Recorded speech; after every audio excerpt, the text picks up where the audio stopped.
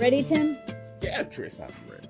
This is an interesting tea bag because I think it opens up so much thought. When I read it just now, I don't even know where I'd go with it, but now I'm going to bring you to speed. Ready? Okay. It says this. It says, if you don't design your own life plan, chances are you'll fall into someone else's plan. If you don't design your own life plan, chances are you'll fall into someone else's plan. You know, the first thing came in my mind. Tell me. Fear. Okay. Why? Fear. Why? Because a lot of times people are scared to design their own place in life or whatever because they're afraid what other people will think. And that's a great way to fall into somebody else's design, right? You're afraid of your own fabric, right? So somebody else is going to design it for you when you can clearly design your own fabric because who knows the texture better than you, right? How have you gotten so wise all of a sudden? That was just like, drop it. Oh yeah. That's how I see it. I had to live my life like that.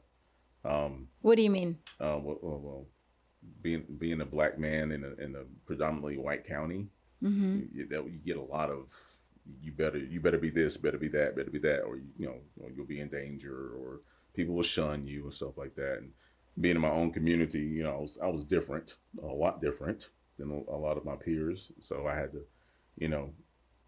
to fit in, but at the same time understand myself, and that was hard. That was very hard. Because you grew up in a very small town, right? Yeah, 2 high schools in my county when I was growing up. Yeah. It was, and I mean, it was a 4-8 school, mind you. So I mean, it was a lot of kids, but there were only 2 high schools. Gotcha. Yeah.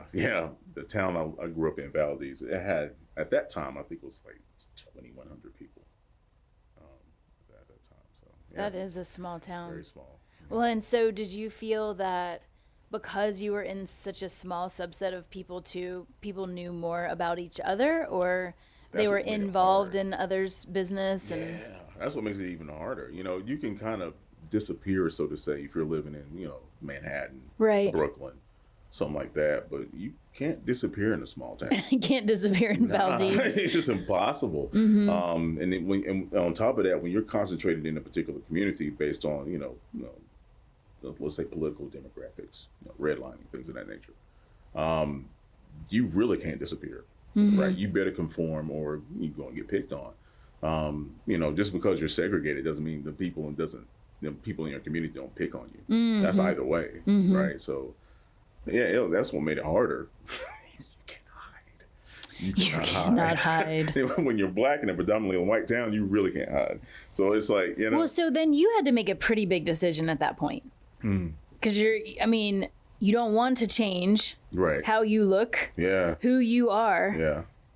You're not going to shrink. Right. So at a certain point, then you had a 50-50 shot of what you're going to do. And that's either stand up and stand out or try to shrink, which you really couldn't do. Yeah. But so you've been blessed with such a great personality. Yeah. Well, thank you. And I feel like a lot of confidence. Yes. Yeah. And so I feel that probably to make that decision to stand up and stand out probably paved a good path for you. Yeah.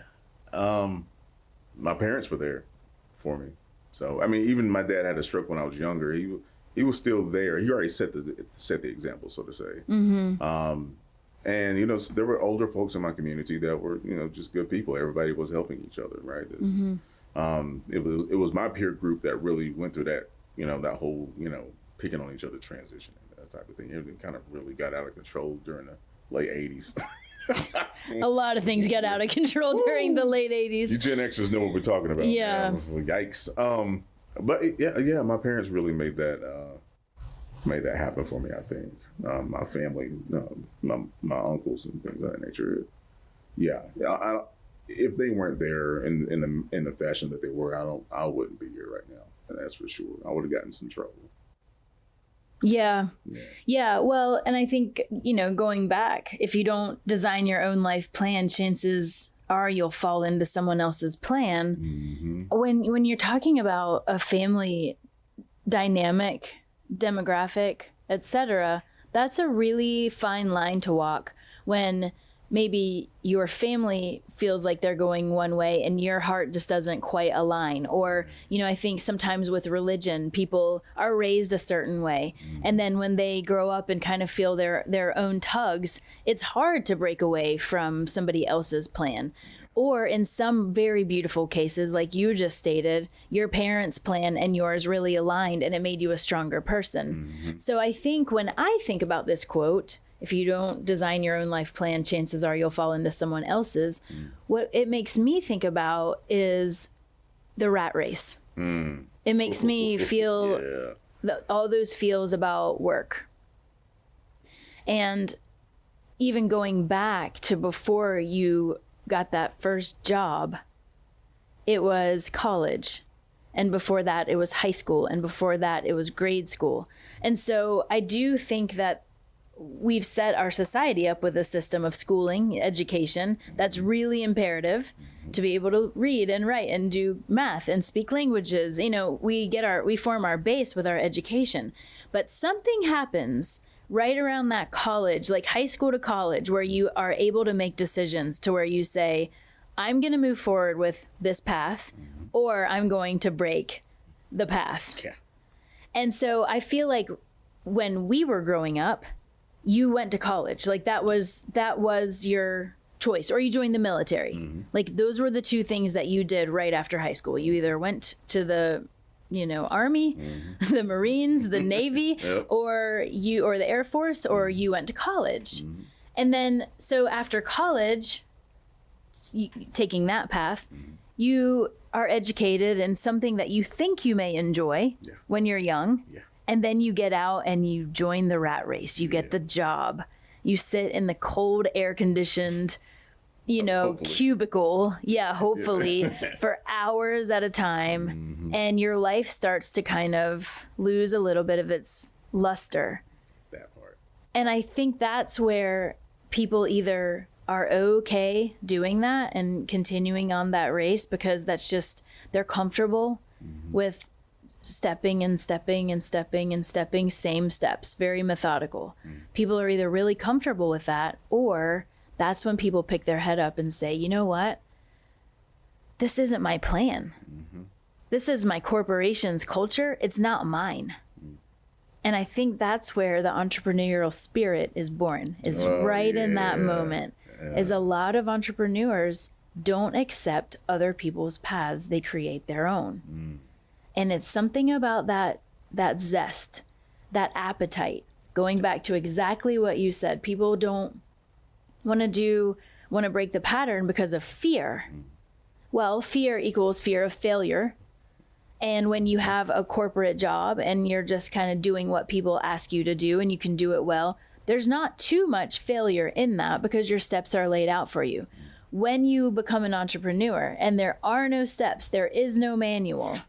Thanks. You have to just keep going, diving off the cliff, diving off the cliff, diving off the cliff. Literally.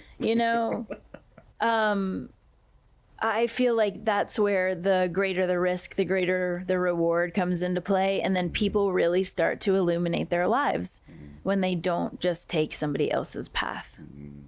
Ain't that something? Yeah, that's beautiful.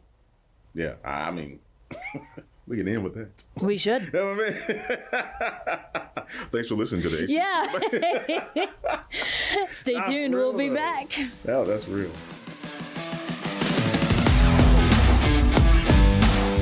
The HB Studio Podcast is brought to you by the historic Roy Hill in Clemens, North Carolina. The opinions and thoughts presented on this podcast are that of Kristin, Tim, and their guests alone. Our goal is to bring positive motivation through real-life experiences and training as business professionals. Thank you for listening.